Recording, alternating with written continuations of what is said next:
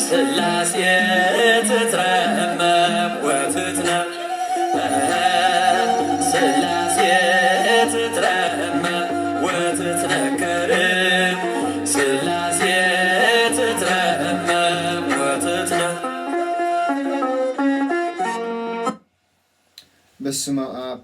ወወልድ ወመንፈስ ቅዱስ አሐዱ አምላክ አሜን። በክርስቶስ ክርስቲያን በወልድ ውሉዳን መንፈስ ቅዱስ መንፈሳውያን መፍቀርቲ ነሚቤታችን ናይድና ቅድስት ድንግል ማርያም አማላዳነትን ተረዳነትን ናይ ኩሎም ሕርያን እግዚአብሔር አምላክ ተአምኑን ትውከሉን ናይ እግዚአብሔር ቤተሰብ ከመይ ኣለኹም ከመይ ቀኒኹም አሜን። ስምልዑልን ህያውን ዝኾነ እግዚአብሔር አምላክና ዝኸበረን ዝተመስገነን ይኹን። ነዛ ዕለት እዚኣ ባሪኹ ቀዲሱ ስለዝሃበና እግዚአብሔር አምላክና ክብርን ምስጋናን አምልኾን ውዳሴን ይብጽሐዮ። እሺ ከም ፈቃድ አምላክ ካብቲ ዝሓለፈ ቀፂልና ሎም ድማ ምስጢረ ስላሴ ካልኣይ ክፋል ክንርኢ ኢና ማለት እዩ። እዚ ኣብ ዝሓለፈ ከም ዝረኣናዮ ስላሴ ብሓድነትን ብሰለስነትን ዝምለኽ ዝምስገን አምላክ ከም ዝኾነ ርኢና ነርና። ስለዚ ኣብዚ ክንሪኦ ዘለና ድማ ሎሚ ክንሪኦ ከም ፈቃድ አምላክ ምንተ ውእቱ አሚን በአብ በአብ ምእማን ማለት እንታይ ማለት እዩ? ምንተ ውእቱ አሚን በአብ ዝብል ትምህርቲ ከም ፈቃድ አምላክ ክንሪኢና። ስለዚ ቅድሚ ናብዚ ምንተ ውእቱ አሚን በአብ ዝብል ትምህርቲ ምእታውና ሰለስትነት በሓድነት ሓድነትካ ብሰለስትነት ንስ ቅዱስ ስሉስ ኣለዎ። ስለዚ ሰለስትነት በሓድነት ሓድነትካ ብሰለስትነት ዝወነነ ፍሉይ ሰለስትነት ናይ ስላሴ ሰለስትነት ፍሉይ ሰለስትነት እዩ። ሰለስትነት ከይተፈላለየ ሓድነት ሰለስትነት ከይተፈላለየ በሓድነት ሓድነቱ ከዓ ከይተሓዋወሰ ብሰለስትነት። ስለዚ ንስሉስ ቅዱስ በሓድነት ንሰግደሎም ንስሉስ ቅዱስ በሓድነት ንሰግድሎም ከመይ ሰለስትነቶም ኣብ ሓድነቶምን ስለ ዘሎ ስለ ቃሉ እግዚአብሔር አምላክና ዝኸበረን ተመስገነን ይኹን። ስለዚ ነዚያ ክንርስዓ ይብልናን ኩሉ ግዜ ማለት እዩ። ስለዚ ምንተ ውእቱ አሚን በአብ ማለት በአብ ምእማን ማለት እንታይ ማለት እዩ ንዝብል ሕቶ በአብ ምእማን ማለት በእግዚአብሔር ምእማን ማለት እዩ። እግዚአብሔር አምላክ ከም ዘሎ ምእማን ማለት እዩ። እግዚአብሔር አምላክ ከም ዘሎ ምእማን ማለት እዩ። ስለዚ እግዚአብሔር አብ ህላዌ ናይ እግዚአብሔር አብ ህላዌ ካብ ካልእ ኣይኮንን መጀመርታውን የብሉን አቦነቱ ከዓ ኣይፋለስን ኣይልወጥን ካ ከመይ ካብ ዝኾነ ኣይተወልደን ንህይወት ምክንያት ዝኾነ ከዓ ሓደ እኳ የልቦን ከመይ ንህይወቱ ዘመን የብሉን ከቶ ኣይመውትን እዩ። ንነፍሳትን ንስጋን ዝረአን ዘይረአን ሰማይን ምድርን ዝፈጠረ ከዓ ንሱ እዩ ብለና ስለ ቃሉ እግዚአብሔር አምላክና ዝኾነ ተመስገን ይሁን። ስለዚ በዚ አምላክ እዚ ክንአምን ይግባአና። በዚ እግዚአብሔር አብ ኢልና ክንዛረብ ከለና እግዚአብሔር አብ ናይ እግዚአብሔር አብ ህላዌኡ ካብ ማንም ኣይኮነን ዘመን ዝቁፀረሉ ኣይኮነን ንምህላው ምክንያት ዝኾነ ድማ ወላ ሓደ የልቦን እግዚአብሔር አብ ዘይነበረሉ ዘይህልወሉን ሰዓት የለን። ንሱ መጀመርታ የብሉን መወዳእታውን የብሉን ቀዳማይን ዳሕረዋይን ንሱ እዩ። መጀመርታን መወዳእታን ንሱ እዩ። አልፋን ኦሜጋን ንሱ እዩ። ዘለዓለማዊ እዩ። መንግስቱ ይተሓልፍን እያ። ስለዚ ነዚ ፅሑፍ እዚ ዝፀሓፈ ኣብ ሃይማኖት አበው ዘደናስዮስ ምዕራፍ 99 ፍቅዲ 6 ፅሒፉ ዘሎ ቅዱስ ደናስዮስ ሊቀ ጳጳስ እዩ ማለት እዩ። ስለ ቃሉ እግዚአብሔር አምላክና ዝኸበረን ተመስገን። ስለዚ እግዚአብሔር ፈጣሪ እዩ። እግዚአብሔር ፈጣሪ እዩ። እግዚአብሔር አብ ፈጣሪ እዩ። እግዚአብሔር አብ አምላክና እዩ ኢልና ክንዛረብ ከለና እግዚአብሔር ከምቲ ክፈጥረና ከሎ ከምቲ ንዓይ ንዓኹም ክፈጥረና ከሎ ንሰባት ክፈጥሮም ከሎ ልብን ቃልን እስትንፋስን ገይሩ ዝፈጠሮ ልብን ቃልን እስትንፋስን ገይሩ ዝፈጠሮ ንባዕሉ ከዓ ልብን ቃልን እስትንፋስን ኣለዎ ማለት እዩ። አብ ልቦም ወልድ ቃሎም መንፈስ ቅዱስ ከዓ እስትንፋሶም ከምቲ አቦ እግዚአብሔር አብ ናይ ባዕሉ ህላዌ ዘለዎ ናይ ባዕሉ ኣካል ዘለዎ ከምኡ ከዓ እግዚአብሔር ወልድ እግዚአብሔር መንፈስ ቅዱስ ከዓ ነናይ ባዕሎም ኣካል ኣለዎ ወይሰመዩ ሰለስተ ኣካል ወብሂለ ኣካል ቁመቱ ውእቱ ወብሂለ ኣካልኒ ቁመቱ ውእቱ ወይሰመዩ ሰለስተ ኣካል ሰለስተ ኣካላት ይስመዩ ወብሂለ ኣካልኒ ቁመቱ ውእቱ ኣካል ዝተባህለ ከዓ ቁመት እዩ ከምዚ ቁመት እዩ ከምዚ ንሪኦ ዘለና ቁመት እዩ ስለዚ ንኣብን ንወልድን ንመንፈስ ቅዱስን ነናይ ባዕሎም ኣካል ኣለዎ ግን ከዓ ከይተፈላለዩ ግን ከዓ ከይተሓዋወሱ ስለዚ ሓድነቶም ከይፈላለዩ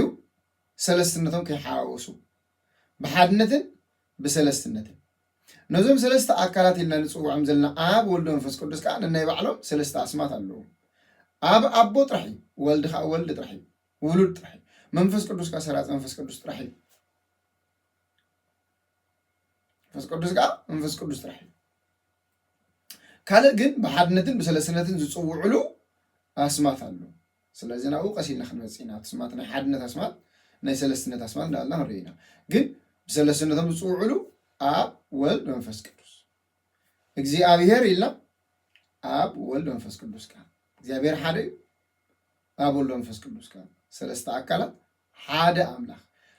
ኣምላኽ ዳ ንበር እምበር ሰለስተ ኣማልኽቲ ግን ኣይንብልን ሰለስተ ኣማልኽቲ የብልናን ብፍጹም ሰለስተ ኣምላኽ የለን እንታይ ዳ ሓደ ኣምላኽ ኣብቲ ሓደ ኣምላኽ ድማ ሰለስትነት ዘለዎ ኣብ ሰለስትነት ከዓ ሓድነት ዘለዎ ሓደ ይኾኑ ሰለስተ ሰለስተ ይኾኑ ሓደ ለቃሉ እግዚአብሔር ኣምላኽና ዝኸበረን ተመስገነን ይኹን እሞ ብምንታይ ይፍለጥ ፈጣሪ ከም ዘሎ ብፍጥረቱ ብግብሩ ይፍለጥ ኣብዛ ዓለም እዚኣ ብዙሓት ኣምላኽ የለን ፈጣሪ የለን ሰባት ንዖም ክጥበም ምታን ምናባዊ ዝኾነ ሓሳባት ኣምፅኦም ዘይጭበጥ ሓሳባት ኣምፅኦም ኣምላኽ ዝበሃል ከም ዘሎ ኣብቲ ተስፋ ዝቆርፅሉ ግዜ ናብኡ ንክፅጉዑ ዝፈጠርዎ እምበር ኣምላኽ የለን ዝብሉ ብዙሓት እዮም ዓለም ባዕላ ተፈጢራ ዓለም ካብ ሓደ ዓብይ ነገር ተፈጢራ ዝብሉ ሰባት ብዙሓት እዮም ብዙሓት ኣብዛ ዓለም እዚኣ ኣምላኽ እንተሎ ኮይኑ እስኪ ከምዚ ዘይገብረለይ እዚ ዘይሰርሓለይ እዚ ዘይሂበኒ ዘይርእየኒ ዘይርእዮ ዝብሉ ብዙሓት እዮም ኣምላኽ ንዘይረአይ ንምልኽ ኢና ዝብሉ ብዙሓት እዮም ንዝረአይ ንምልኽ ዝብሉ ብዙሓት እዮም ስለዚ ኣምላኽ ግን ከም ዘሎ ግን ዋላ ነቶም ኣይንኣምነካ ኢና ዝብሉ ዘለው ንዖም ከይተረፈ ህልው ኮይኑ ነብሱ እናገለፀ ከም ዝነብር ከም ፍቃድ ኣምላኽ ክንሪኦ ኢና ብግብሩ ይፍለጥ ኢልና ከምቲ ኣቦታትናን ኣዴታትናን ከም መልክዖምን ከም ምስሎምን ዝወለዱና እግዚአብሔር ንደቂ ሰባት ከም መልክዑ ከም ምስሉ ገይሩ ፈጢሩ ኦሪት ዘፍጥረት እንታይ ዝብል ኣዳም ድማ 130 ዓመት ገበረ ከም መልክዑ ከዓ ንኡ ዝመስል ወዲ ወለደ ስሙ ከዓ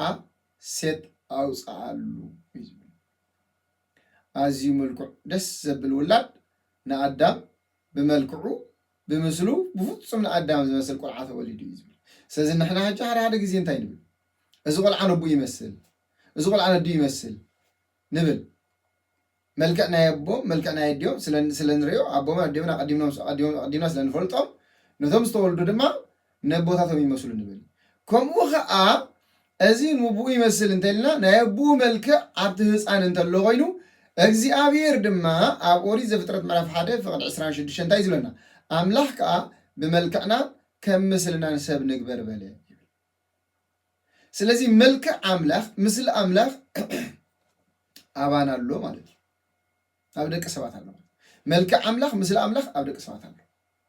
ማለት እግዚአብሔር ንደቂ ሰባት ክፈጥሮን ከሎ ካብ 4 ባህርያተ ስጋ 3 ባህርያተ ነፍሲ ገይሩ ፈጥርዎ እቶም 4 ባህርያተ ስጋ ዝበሃሉ ሓመድ ማይ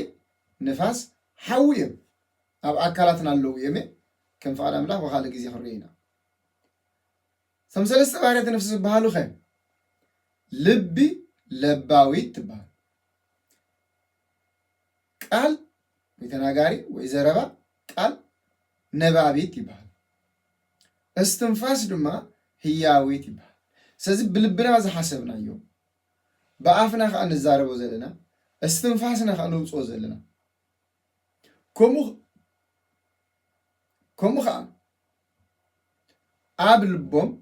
ወልድ ቃሎም መንፈስ ቅዱስ ከዓ እስትንፋሶም ስለዚ መልክዕ ኣምላኽ ኢልና ክንዛረብ ከለና እዚ ብመልክዕ ኣምላኽ እግዚኣብሔር ፈጢሩና ስለዚ ግብሩ ስለ ዝኾንና ኣባና እግዚኣብሔር ህያው ኮይኑ ይግለጽ ማለት እዩ ህያው ኮይኑ ይግለጽ ስለዚ ንዓና ኣብ ማህፀና ዴና መንቂ ዓቑረና ይኽእል መንቂ ክድኩነና ይኽእል ካብ ማህፀንስ መንቂ ከውፃና ይኽእል ከም ንውፅእ ከመን ክገብር ይኽእል ስለዚ ንሱ ኣብ ማህፀን ዝዓቑረና ካብ ማህፀን እውን ዘውፃና ሓጋይ ክረምቲ ጽድያ ቀውዒ ድማ ንዓመት ኣብ 4 ክፍለ ዘመናት ከፊሉ ከከም ዘድልየና ዝህብ ምን ኣሉ ካልእ ብዘይካ እግዚኣብሔር ኣምላኽና ስለዚ ብግብሩ ይፍለጥ ንምድሪ ልምላሜኣ ከም ትህብ ብቁሊ ከም ትህብ እኽሊ ከም ትህብ ፍረ ከም ትህብ ኣግራብ ከም ተብቁል ኣብ 4 ክፍለ ዘመናት ከፊሉ ንዓመት ማይ ኣብ ዘድልዮ ማይ ፀሓይ ኣብ ዘድልዮ ፀሓይ ንፋስ ኣብ ዘድልዮ ንፋስ እናሃበ ዘብቁል ዘእክል ዘዕንብብ ዘፍሪ እግዚኣብሔር ስለዚ ብግብሩ ይፍለጥ እዚ ኩሉ ብግብሩ እንታይ ይፍለጥ ፀሓይን በርቅን ነጎዳን ብምንጓድ ማንም ሰብ ክገብሮ ብዘይኽእል ማንም ሰብ ክሰርሖ ዘይክእል ልዕሊ ዓቕሙ ዝኾነ ንሰማይ እኳ ክምርምሮ ዝኽእል ዘየለ ንምድሪ እኳ ክምርምራ ዝኽእል ዘየለ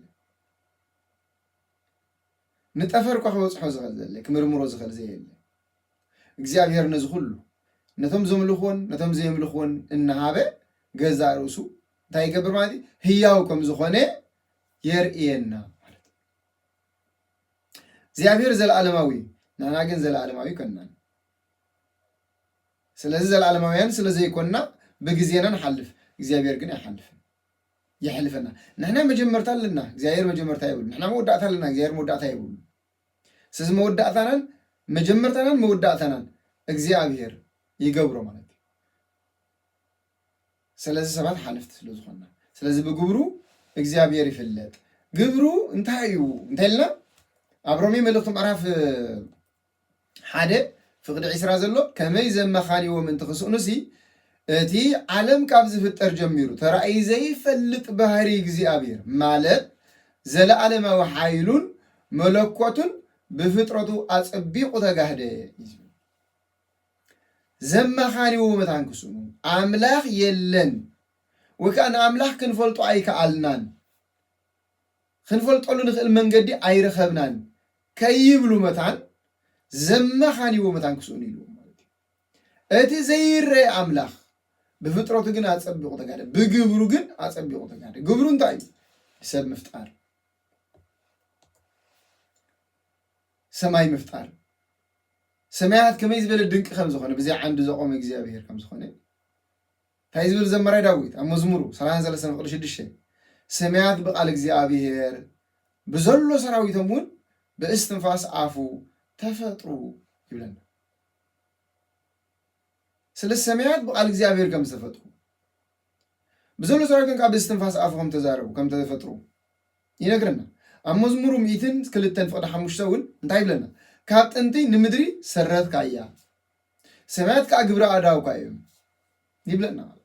سيزيابير كم زلوا يرئينا مربط زيابير يلن كل كل حادثة زيابير يلن كل حادثة نحد عور ما أمسينا أو حد مشت أو حد قول تطعون بلو سمعتها بالكات أمت مو أو سمعت نتاير رأي كالون تيلنا ولا حد تاير رأي ننزل يبلنا سلامتك عوري عير إني سجاوي عينون تيسلو زغنا سلز عور خرق سلزيك جن كواخبتي سمعت ورحن كواخد سمايات نسي يلون ديمي نحن نريد ما يكالنا أي نخل عنده نصوص الذي رأي مس يلون اللي خنزارو نخله سلازي نصو كري أي كالن هلاوين أي ورحن كواخد تنجن أي ترفني أي تأفني لمخ أبو زحات إن أملاخ كريون تزيك قالوا هلاوي أملاخ جن أي تأفني هلاو دواء يبلني سلازي عورو سبات نجزي أبير تاجورو يكالو كريون فلتونا يكالو سلازي نحنا جن أتعبوها زقلت قلنا تاني قبر ماي نحلف سلك قالوا زي أنا خلاص فرنت مسجين هون قبرها مرات معرف 10 4 10 6 10 7 تدلو قدس باولوس تايز بلن نصو بزحالفة زمنات እግዚአብሔር ንኹሎም አሕዛብ በብዝደለይዎ መንገድ ክኸዱ ሓደጎም ኣብ ብሉይ ኪዳን ሰባት ከምልኽዎን ከየምልኽዎን ኣምልኹኒ ኸይበለ እመኑኒ ኸይበለ ኣመስግኑኒ ኸይበለ ብዝደለይዎ መንገድ ንኽኸዱ ሓደጎም ብምኽንያት ሓጢኣቶም ኣብ ኩሉ ርክሰት ኣብ ኩሉ ኣምልኾ ጣዖት ንኽወድቁ በብዝደለይዎ መንገድ ክኸዱ ሓደጎም ኣይከልከሎም ምስናይ እዚ ከዓ ጽቡቕ እናገበረ ጽቡቕ እናገበረ ካብ ሰማይ ዝናብ እናዝነበ ዘመን ፍርያትን እናሃበ ዘመን ፍርያትን እናሃበ ምድሪ ፍርያታ ክትህብ እናገበረ ማለት ንልብኹም ድማ በብልዕን ብሓጎስን እናጽገበ ህያው ከም ዝኾነ መስከረ እዩ ዝብለ ስለዚህ እግዚአብሔር ይህብ ከም ዘሎ ሰብ ካብ ሰማያት ማይ ይዝንብ ከም ዘሎ ፀሓይ የብርቕ ከም ዘሎ ምድሩን ፍርያት ይህብ ከም ዘላ ገይሩ ነቶም ዘይኣምንዎ ከይተረፈ እንታይ ገይርዎም ማለት እዩ ንሱ ህያው ከም ዝኾነ ገሊጹሎም ስለዚህ በዚ ነገር ገይሮም ክፈልጥዎ ንኣምላኽ ገይሩ ማለት እዩ ነቢይ እግዚአብሔር ኢሳያስ ከንታይ እዩ ዝብል ኣብ 49 ዘሎ እንታይ ይብለና እምበኣርሲ እቲ ኣነ ባሪኡ ክኸውን እቲ ኣነ ባሪኡ ክኸውን ኢሉ ኢሳያስ ንያዕቆብ ናብኡ ክመልስ ንእስራኤል ናብኡ ክእክቦ ኢሉ ካብ ማህፀን ኣደይ ጀሚሩ ዝደኮነን እግዚአብሔር ይብል ኣሎ ይብላል ካብ ማህፀን ኣደይ ጀሚሩ ዝደኮነን እግዚአብሔር ኣብ ማህፀን ኣዴና ጀሚሩ እንታይ ገይሩና ማለት ደኩይንና ፈጢሩና ማለት ፈጣሪ ከም ዘሎ ብምንታይ ክነራግፅ ንኽእል እዩ ዝብል ተሓሳብ ኢዮብ ናብ ፍጥረት ብዛዕባ ፍጥረት ሰብ ክዛረብ ከሎ እንታይ እዩ ዝብል ጻድቕ ኣቦና ኢዮብ ኣብ ምዕራፍ 10 ኢዮብ ምዕራፍ 10 ፍቕዲ 8 ስጋብ 12 ተጻሒፉሎ ማለት እዩ ኣእዳውካ ንኹልንትናይ ደኮና ስራሕካ ንውን ግና ከተጥፍኣኒ ኣለኻ ከም መሬት ከም ዝጠፍጠፍካኒ ዘክር ሕጂ ከዓ ናብ ሓመድ ትመልሰኒ ኣለኻ ከም ፀባ ካብ ኣቦይ ሓለብካኒ ከም ርግኦ ከዓ ኣብ ማህፀን ኣደይ ኣርጋእካኒ ቆርበትን ስጋን ኣልበስካኒ ዓፅምን ጅማትን ቀወድካኒ ብዓፅምን ጅማትን ቀወድካኒ ህይወትን ጸጋን መጎስካኒ ምክንኻንካን ንመንፈሰይ ሓለዎ ምክንኻንካ ድማ ንመንፈሰይ እንታይ ግብሮ ሓለዎ ይብለና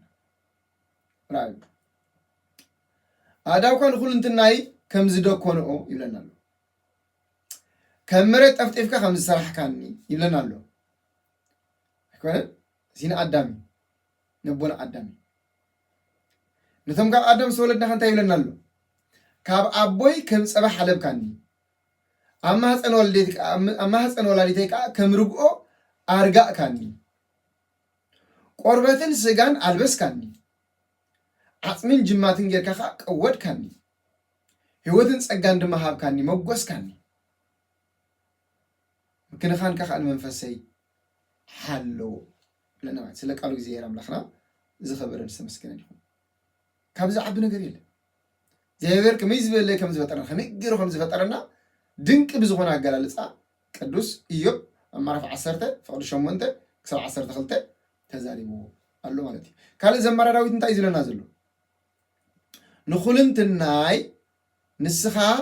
ፈጠርካየን ኣብ መዝሙሩ 139 ፍቕዲ 13 ንኾላሊተይ ንስኻ ፈጠርካየን ካብ ከርሲ ወላዲተይ ኣለምካኒ ይብሎ ኣሎ ካለ ኣብ ገላትያ ቅዱስ ጳውሎስ ታይ ይብላሎ ምዕራፍ 1 ፍቅዲ 15 እቲ ካብ ከርሲ ኣደይ ጀሚሩ ዝፈለየኒ ብፀግኡ እውን ዝፀውዓና ኣምላኽ ይመስገን ይብለና ኣሎ ስለ ቃሉ እግዚአብሔር ኣምላኽና ዝኽበረን ተመስገን ይኹን ስለዚህ ያ ተናይሎም ትምህርትና ማለት ምን ተውኡቱ አሜን በአብ ኢልና ስለዚህ በአብ ምእማን በእግዚአብሔር ምእማን እግዚአብሔር ከም ዝፈጠረና ንዓለምን ሰማይን ዝርአን ዘይርአን ሁሉ እግዚአብሔር ከም ዝፈጠረ ምእማን በስላሴ ምእማን ማለት በአብ ምእማን ማለት በአምላኽ ምእማን ማለት ስለዚህ አምላኽ ከም ዝፈጠረና መረጋጋጽ ማለት ስለ ቃሉ እግዚአብሔር አምላኽና ዝኽበረን ተመስገን ይኹን ስለዚህ ንሎም ማዓንቲ ኣብዚኣ ክንውዲና ማለት እዩ ዝመጽእ ዘሎ ድማ ሓድነት እግዚአብሔር ሰለስነት እግዚአብሔር ኣብ ብሉይ ኪዳን ዝብል ኣብ ሓድሽ ኪዳን ኣብ ብሉይ ኪዳን ዝብል ትምህርቲ ከም ፍቃድ አምላኽ ክንርኢና ስብሃት ለእግዚአብሔር ለወላዲቱ ድንግል ለመስቀሉ ክቡር ተአኮቶ ይሰባ ስሙ ለእግዚአብሔር አምላክነ ወትሩ በኩሉ ጊዜ ወበኩሉ ሰዓት